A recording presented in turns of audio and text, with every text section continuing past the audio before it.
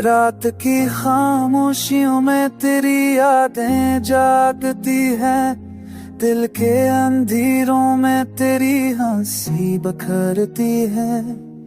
चांदनी जब जमीन को छूती है, आहिस्ता लगता है तू करीब आ गई, दिल के पास रहती है।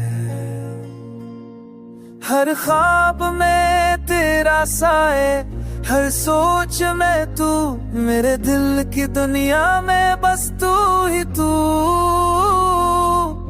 हो। आके झोंके तेरे नाम के गीत लाते हैं, फूलों की खुशबू भी तेरी बात सुनाते।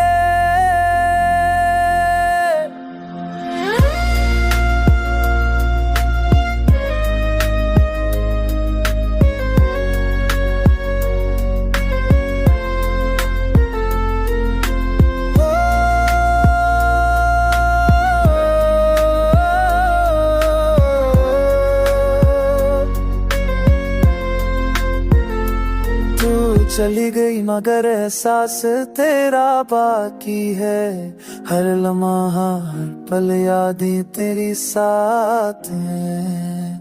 वक्त के धारे में सब कुछ बदल गया, पर तेरा प्यार दिल के हर गोशे में रह गया। अगर कभी तू वापस पलट के आए, ये दिल तेरे कदमों के नीचे बह जाए।